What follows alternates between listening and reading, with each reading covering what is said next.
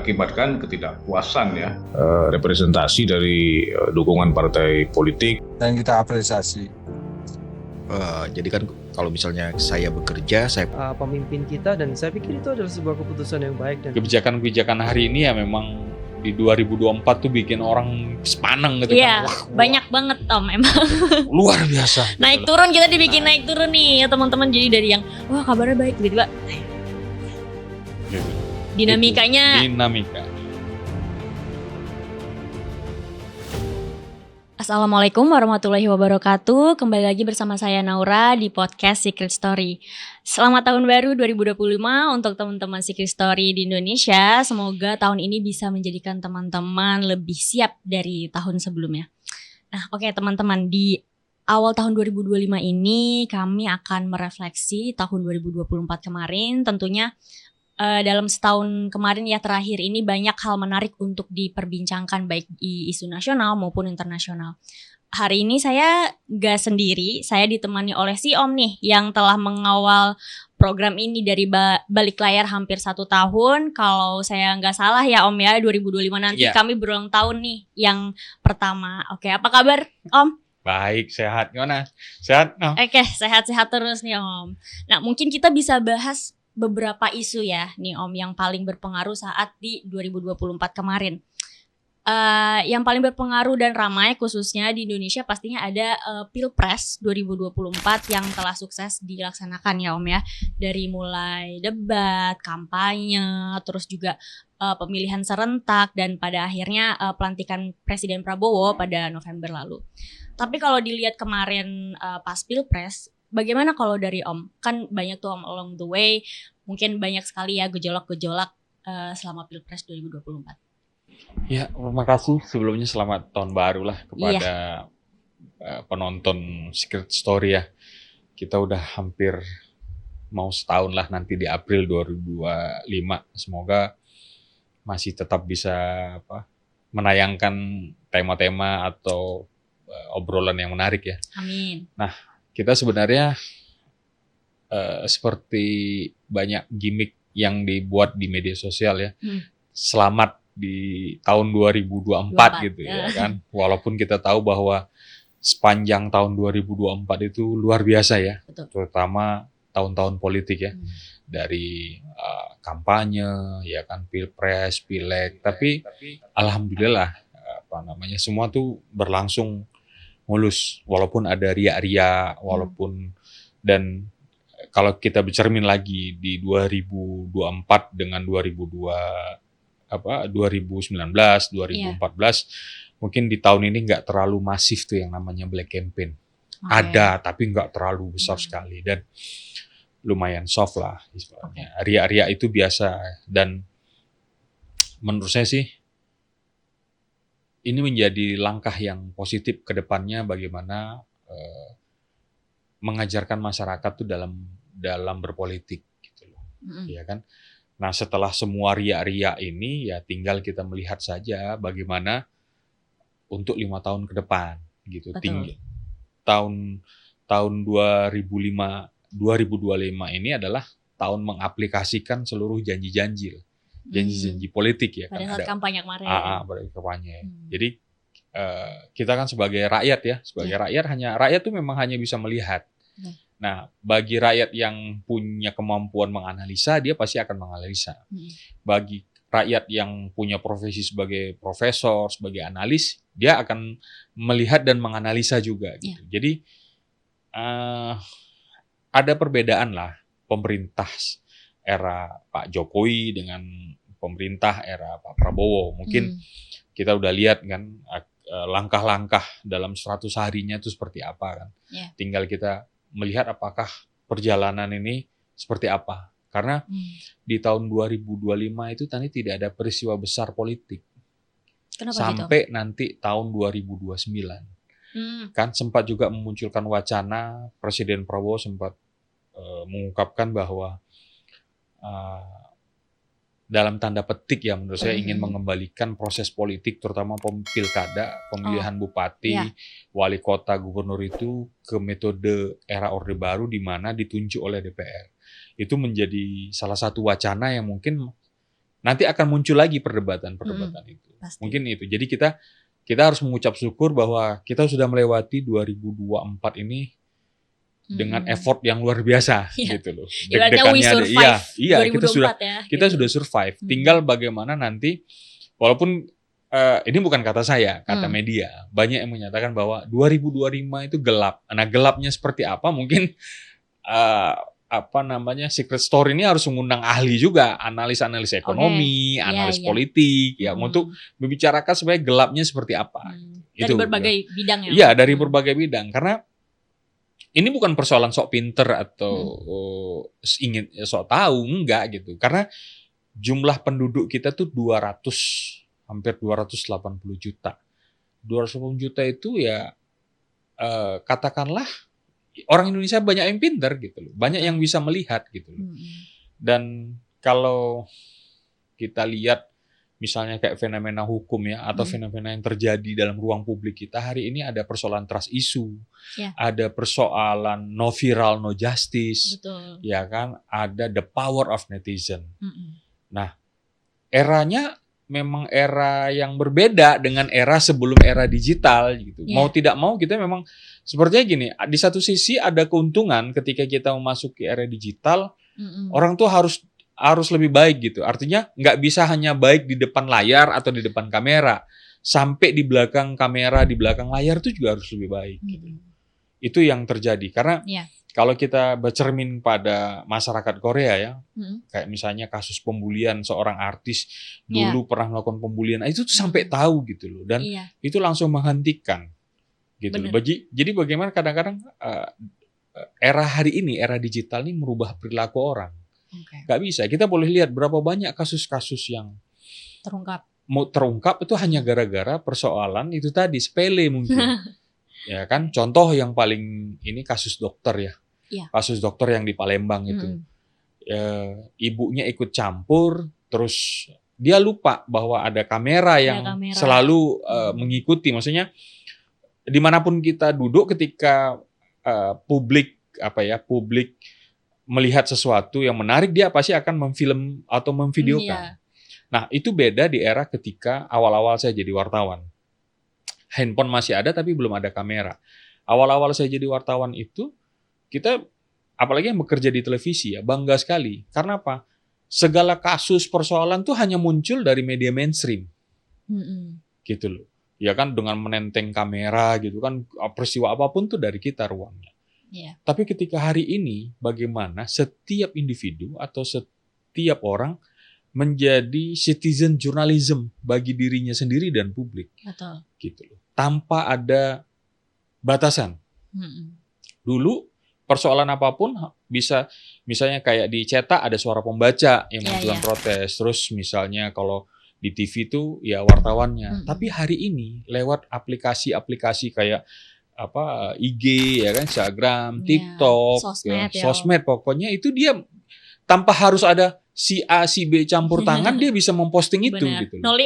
No limit gitu loh. Dia memposting itu. Nah, gimana tangan pemerintah bisa ikut campur? Sulit gitu loh. Apalagi kalau kita lihat ya, mohon maaf sebenarnya, kita bandingkan misalnya pemerintahan di luar sana lah, mungkin ini itu nggak pernah ada pejabatnya cengengesan di media sosial. Tapi di kita ini kan kayak banci tampil, mulai dari kegiatannya sama keluarganya lah, acara apalah pasti semua ditampilkan gitu. Jadi kalau bicara kerahasiaannya, maksudnya gini, ketika terjadi sesuatu apapun, paling enak tuh nyokot pejabat Indonesia. Ini tembak, sini tembak, sini. Karena apa? Mereka semua ada di media sosial gitu. Tidak ada rahasia lagi. Tidak ada rahasia lagi. Tidak ada privasi. Tidak ada privasi gitu. Nggak pejabat sipil, nggak pejabat militer, semua atas sama pencitraan dan image bahwa saya sudah bekerja gitu. Padahal tuh nggak baik di situ. Itu sih kalau melihat. Jadi dinamika 2024 nih kita sudah luar biasa. Benar. Gitu. Apalagi masyarakat tuh dari kemarin ya Om, karena di tahun pilpres kemarin itu ya banyak juga menurut saya yang melek juga akan politik jadinya, karena ya tadi Om bilang mengkritik gitu kan.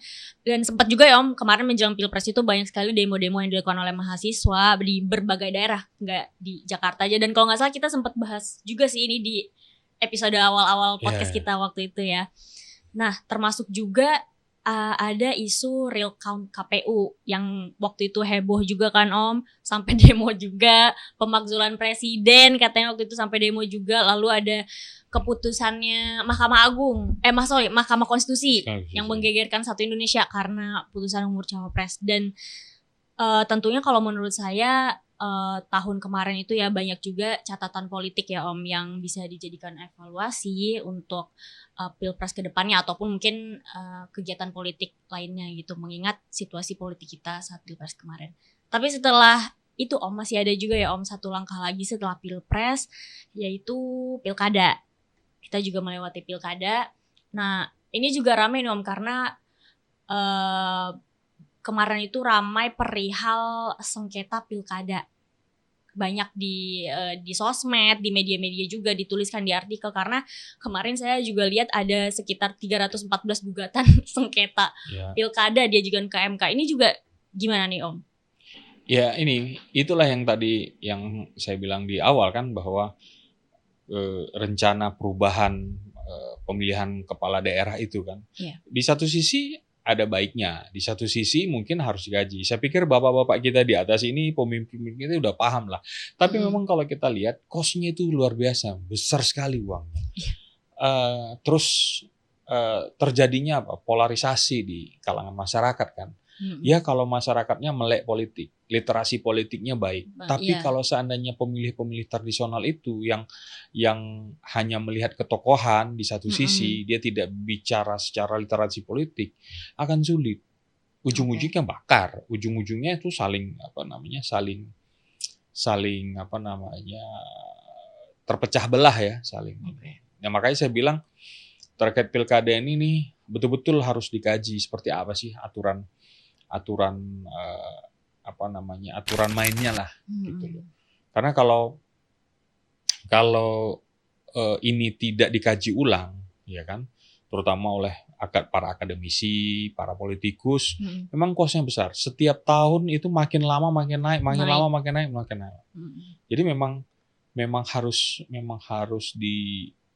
dikaji ulang gitu loh. Mau tidak mau, kalau kita mau bicara bagaimana pemerintahan ini bisa transparan dan bersih, karena ketika kos politik itu tinggi, tapi lebih tinggi money politiknya, maka orang akan berpikir bagaimana mengembalikan money politik ini tadi.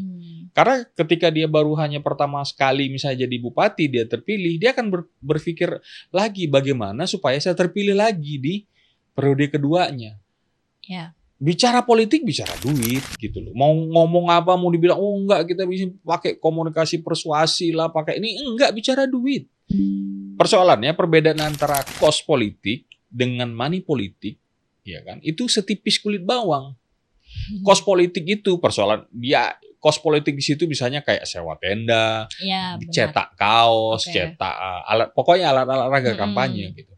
Tapi kalau money politik itu ya serangan fajar, pembelian suara, dan setiap tahun itu meningkat. Naik, dari 50, 100, 200, 300 mungkin kayak, dan setiap daerah itu beda-beda. Iya benar. Nah, siapa yang bermain di situ nanti untuk memberikan dana itu? Ya macam-macam, ada bandar, entah bandar itu berasal dari kontraktor yang nanti dia mengijon proyeknya. Termasuk mungkin bandar narkoba, sekarang lagi tren bandar judi. Karena uang-uang itu kan cash and carry. Suka tidak suka. Jadi tantangan ke depan itu, kalau kita mau menjalankan pemerintahan yang transparan, ya kan, bersih, akuntabel, ya udah gitu loh. Sistemnya harus dirubah. Gitu. Jadi kan masyarakat memang berpartisipasi dalam suara politik itu, tapi tidak menyuap masyarakat. Gitu. Karena domino efeknya itu luar biasa. Bohong kalau seseorang itu tidak bermain dengan para bandar uang ini gitu loh. Entah bandarnya dari pusat kah, bandar daerah kah. Karena di daerah aja kosnya udah tinggi loh. Tinggi. Apalagi kalau di pusat. Iya, hitungannya itu ibaratnya kalkulasinya dia butuh berapa suara untuk jadi kepala daerah. Ya kan, tinggal hitung si ini. Itu pun sudah dihitung, itu pun masih ada hitungan yang lain, harus ke ini segala macam. Ke setiap Jadi, wilayah ya. iya, dia harus ada hitungannya. Jadi cost-nya mungkin terbesar. Jadi wacana untuk mengembalikan sistem pemilihan kepala daerah itu kembali ke seperti zaman Orde Baru mungkin bisa dikaji lah. Saya pikir banyak orang-orang pintar dari sisi media, bisa dari sisi orang-orang politik, bisa dari sisi karena kita ini termasuk matang dalam urusan seperti itu. Negara sebesar ini tuh sebenarnya banyak yang heran kok Indonesia bisa mempertahankan karena itu tadi kita punya sesuatu yang orang lain nggak punya. Itu tadi ada toleransi, ada etika, ada sopan santun. Cuman menurut saya dengan situasi kayak gini makin lama uang makin ekonomi makin sulit ya praktek seperti ini tuh harus dikaji ulang lah. Gitu. Mungkin yang pemilihan legislatif dan mungkin yang pemilihan pilpres lah masih langsung ya, tapi kepala daerah ini. Betul. Gitu. Oke. Nah, Om, setelah dari isu pilkada tadi, ada kabar baik juga di 2024 kemarin itu datang dari kalangan guru ya Om. Adanya kenaikan gaji guru yang digadang-gadang gaji guru ASN akan naik nih Om. Dan kemarin ada juga sebanyak 1,7 juta guru tahun 2024 yang mendapat tunjangan di akhir tahun kemarin. Karena gimana ya Om ya? Karena peningkatan kesejahteraan dan kualitas guru itu kan sangat penting sekali ya, seperti maksudnya sesimpel mungkin melalui tunjangan sertifikasi itu juga pastinya sangat bagus gitu. Sebenarnya kan perbaikan guru ini kan udah dari tahun ke tahun ya.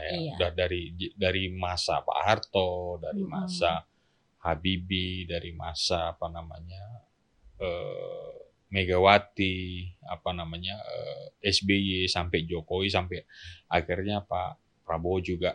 Sebenarnya diperbaiki, cuman kan harus kita pikirkan juga kan bahwa yang diperbaiki kan bukan satu ini saja, walaupun sebenarnya yang mempengaruhi situasi suatu bangsa itu kan pendidikannya, gitu loh. Nah, saya pikir di sini juga kemampuan pemerintah juga kan katakanlah 5 tahun ke depannya juga harus dihitung. Saya pikir kenaikan kemarin itu udah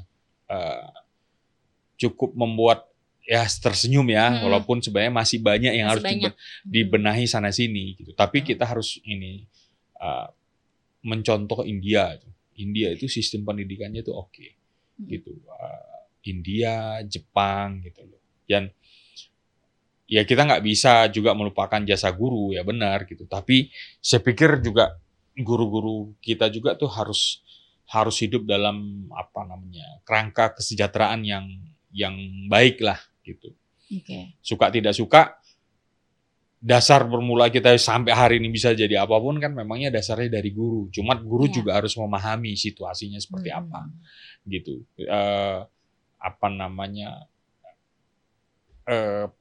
Pemerintah kan hari ini kalau kita lihat lagi berbenah menata kembali nih sistem-sistem yang katakanlah walaupun dalam tanda petik banyak mengatakan sudah berantakan atau apa, tapi saya pikir semua orang juga ingin sejahtera gitu loh. Betul.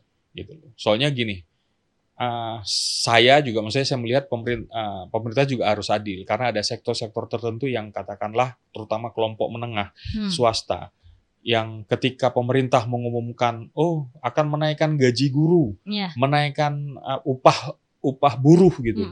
Nah, terus pemerintah akan misalnya memberikan kepada BLT kelompok miskin.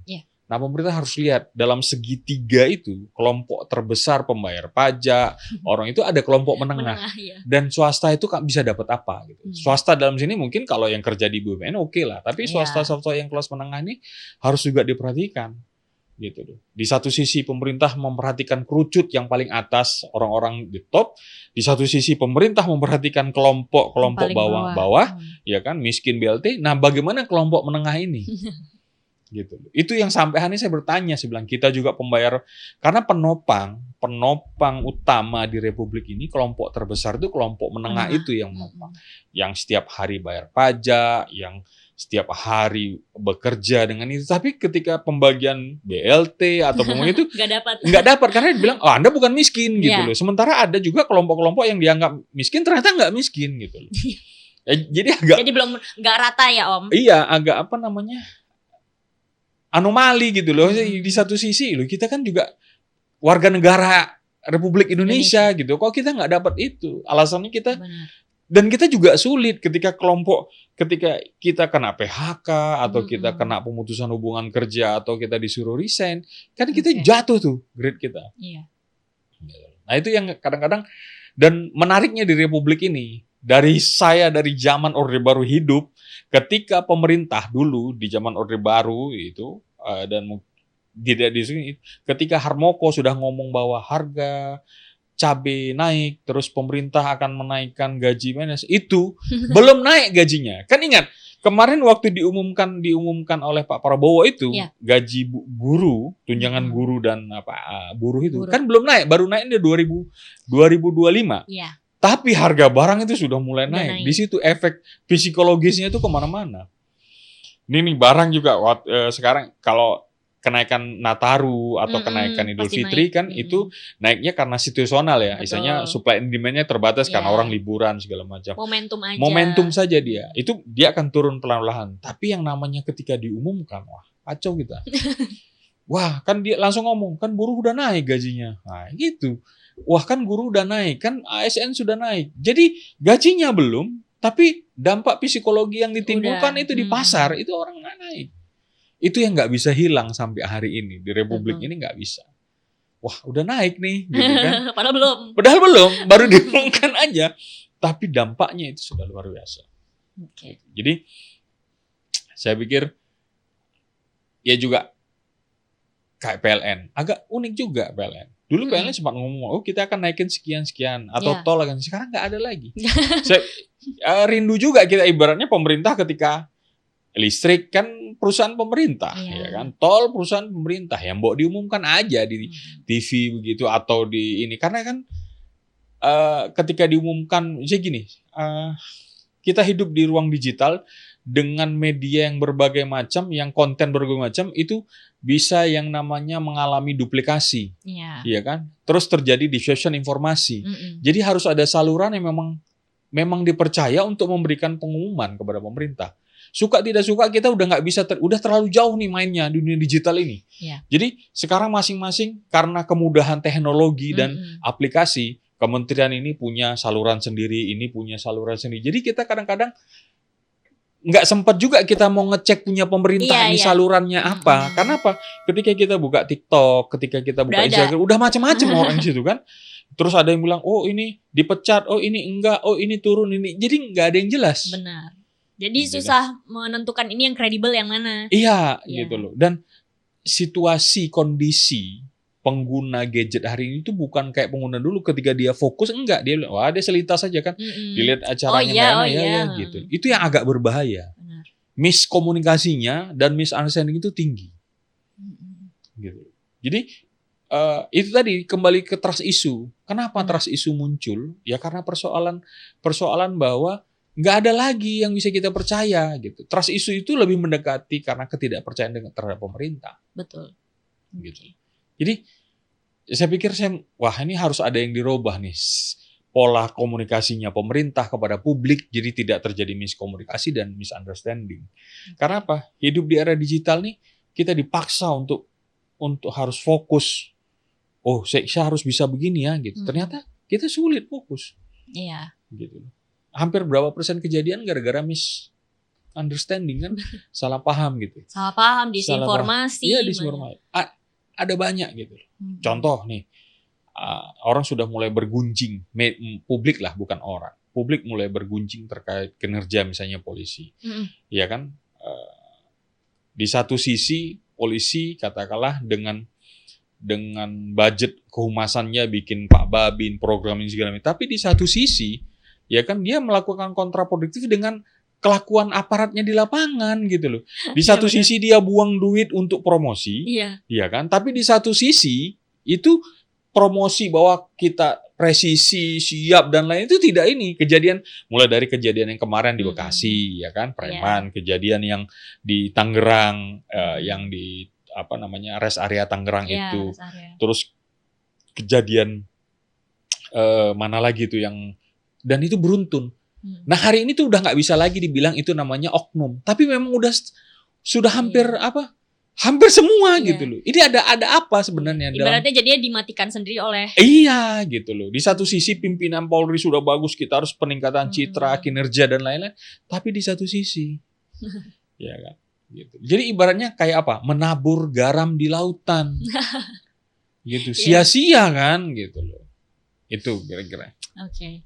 Nah, Om, selain yang tadi juga kemarin ini ada beberapa highlight juga sih Om ya. Kita juga sempat bahas juga di podcast kita seperti Warung Madura yang katanya boleh buka cuma setengah hari, tapi untungnya kemarin itu udah ditegaskan kalau sebenarnya nggak ada pelarangan akan hal itu. Terus juga yang lebih menghebohkan dunia jurnalistik lagi nih Om, RUU Pers yang kemarin juga kan, yang katanya itu yang paling krusial adalah nggak boleh adanya liputan investigasi dan segala macam.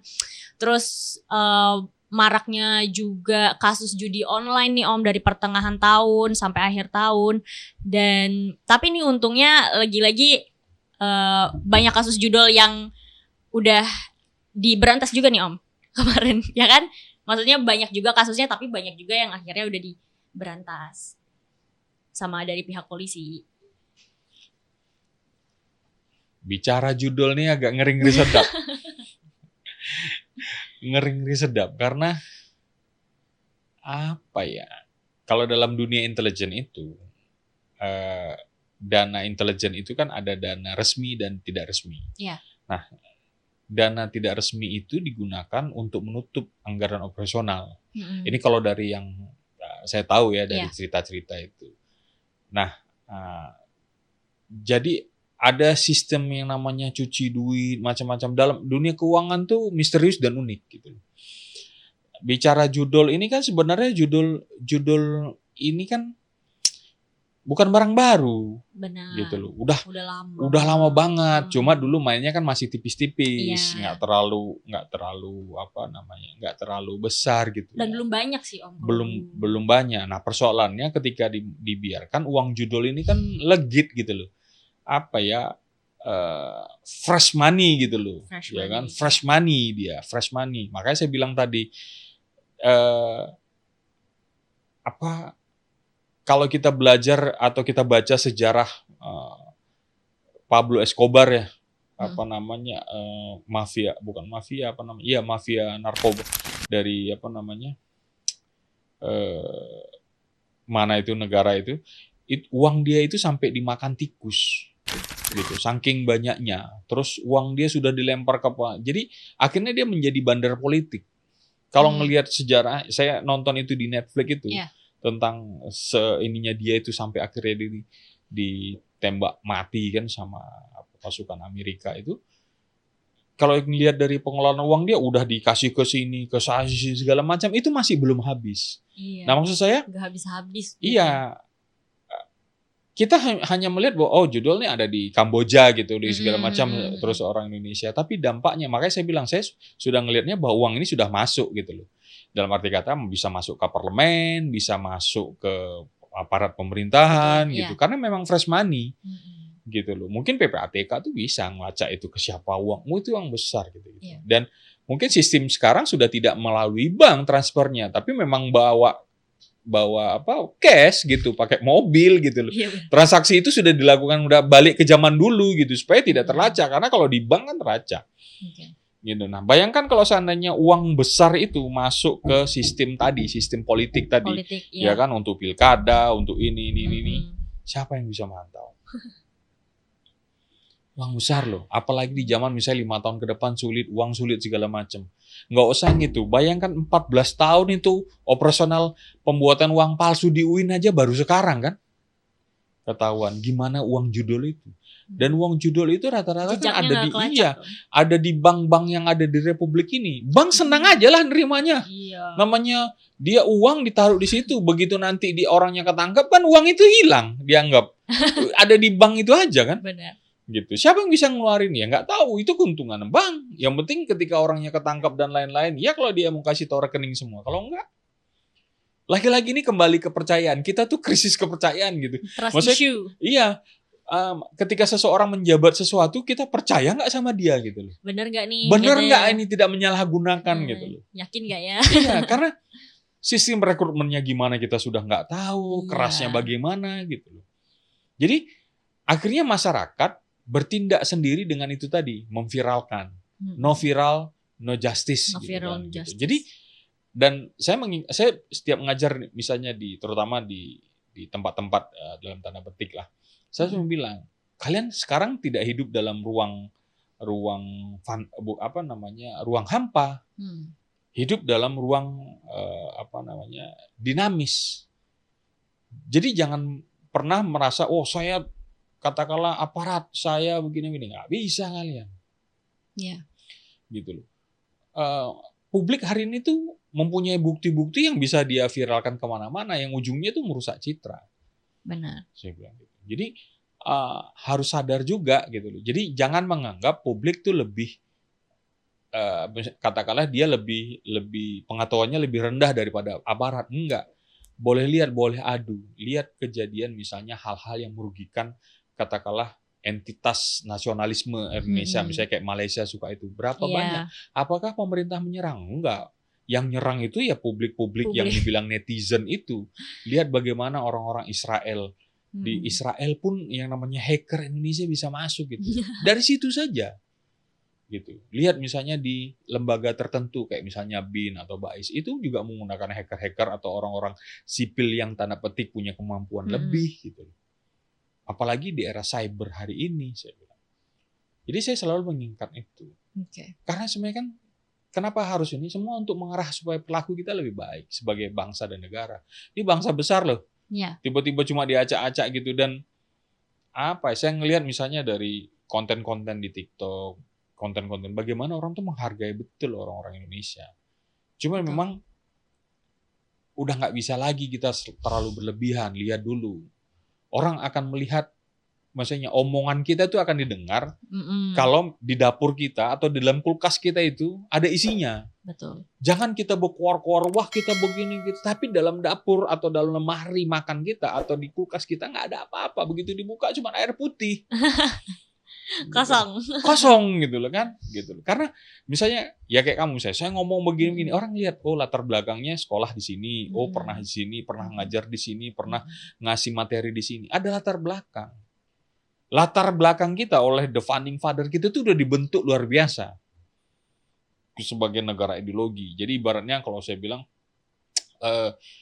Presiden Indonesia itu cuma 2 kalau saya. Siapa? Bung Karno sama Pak Harto. Bung Karno itu pembentuk ideologi kita. Iya. Ya kan? Sebagai negara. Nah, Pak Harto itu peletak dasar pembangunan. Sisanya mulai dari follower aja gitu. Mengikuti ya. Mengikuti saja karena mereka tidak babat alas gitu loh. Jadi apa yang sudah dilakukan oleh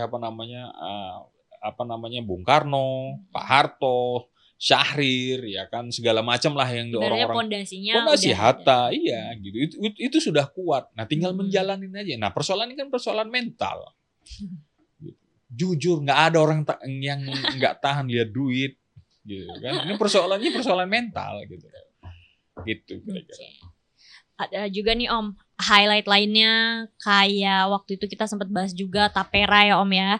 Tapi sepertinya kalau untuk isu Tapera ini belum ada kelanjutan ini Om sampai sekarang putusannya seperti apa.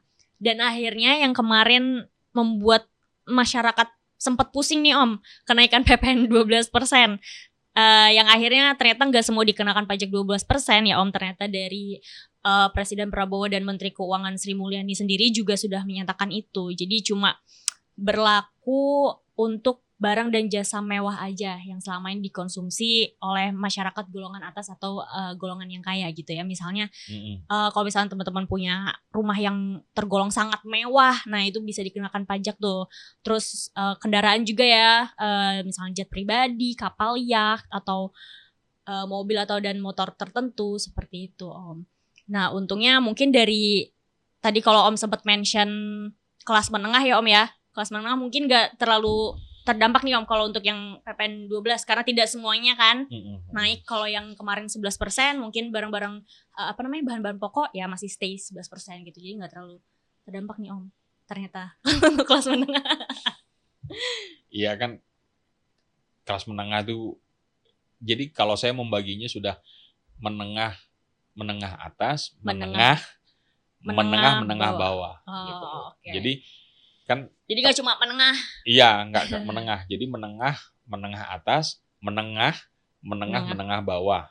Gitu. Jadi menengah bawah itu sampai mengarah ke miskin gitu loh. Ya, kan? Nah, menengah atas itu mengarah ke kaya yang misalnya udah ibaratnya gini. Ibaratnya kalau miskin, kita liburan Taman Mini, Ancol gitu kan. Nah, tapi kalau menengah bawah masih katakanlah kita ke Bandung gitu, Bogor, Puncak gitu. Nah, tapi kalau kelompok menengah ini berpikir mana Surabaya, Jogja, Solo, ya kan? Luar kota masih ini. Tapi ya kelompok menengah atas ini sudah Bali, Singapura, luar negeri, tapi Asia gitu. Maksudnya Asia Tenggara ya kan, Thailand gitu. Tapi kelompok atas kan sudah kemanapun dia mau keliling dunia itu dia udah nyampe gitu loh. Ya itu aja, dari situ kita lihat kan isi kantong itu menentukan kan, tebal, tipis dan lain-lain. Ya ibaratnya kalau sekolah gitu juga, ini sekolahnya mana, negeri atau swasta, grade A, grade B, gitu. Kelihatan gitu kan, yang mulai diantar sama becak, bemo, ya kan, Gojek gitu kan. Ya, artinya sebenarnya itu senang aja kita melihat perilaku sosial ya, maksudnya bukan kita mau menggolongkan, enggak, itu ada urusan BPS, tapi maksudnya kalau dalam dunia kalau kayak di koran-koran dulu di pos kota kan ada karikatur ya, karikatur si siapa, Doyo, karikatur ini kan sering memaparkan kehidupan sosial gitu. Iya, benar. Nah, sebenarnya ide untuk tabungan perumahan itu sih idenya good gitu. Cuma lagi-lagi kadang-kadang kebijakan yang terlalu cepat. Pertanyaan yang saya selalu, bagaimana kita yang sudah punya rumah gitu kan, yang kita masih menjalani kredit misalnya 15 tahun, ada 20 tahun. Saya bilang, saya nggak bisa jawab. Gitu. Karena saya nggak tahu ini seperti apa gitu loh. Benar. Ya kan, dipotong sekian-sekian. Nah, pertanyaannya kalau yang sudah punya rumah itu mau dikemanain? Kalau yang belum punya rumah itu suatu anugerah gitu. Oh ya, kita nabung bisa beli rumah. Gitu. Anggaplah semua program yang dibuat itu memang baik, benar gitu. Cuma tinggal pelaksanaannya seperti apa. Tapi kalau ditanya nanti, gimana kami yang sudah punya rumah? Kayak saya masih punya cicilan katakanlah KPR 5 tahun lagi gitu kan. Nah, untungnya kita bukan kerja di perusahaan gitu. Jadi kita kena potong itu. Nah, hal-hal kayak gini gitu. Orang Indonesia tuh hari ini seperti yang saya bilang, tingkat kritisnya tuh tinggi. Iya. Karena uang tuh menjadi berharga kan ketika harus mengeluarkan kayak ini nih. Habis tahun baru. Selang sebulan, 2 bulan nanti begitu Januari, Februari, tanggal 28 sudah masuk tarawih pertama, 1 Maret sudah puasa. Moga-moga NU dan Muhammadiyah sama gitu, tidak ada perubahan gitu kan. Nah, terus puasa sebulan. Puasa itu pengeluaran itu bisa 2 kali 3 lipat. Ya kan? Benar. Ya kan, buka puasa bareng keluarga. Walaupun cuma makan apa tapi belinya kan. Belinya banyak, kolak lah, segala macam gitu. Terus belum lagi buka puasa di luar itu mulai dari teman SD, teman SMP, teman SMA, ada Jawa, teman kuliah, teman satu kantor, teman tongkrongan, teman-teman semua gitu kan. Nah, itu aja udah pengeluaran berapa? Habis itu masuk ke Idul Fitri. Idul Fitri itu ya nggak mungkin nggak ngasih ya kan. Minimal kalaupun nggak beli baju baru ya toples baru lah, ya kan, kue segala macam keluar lagi. Betul. Setelah Lebaran apa hadapi? Ujian anak sekolah, daftar ulang.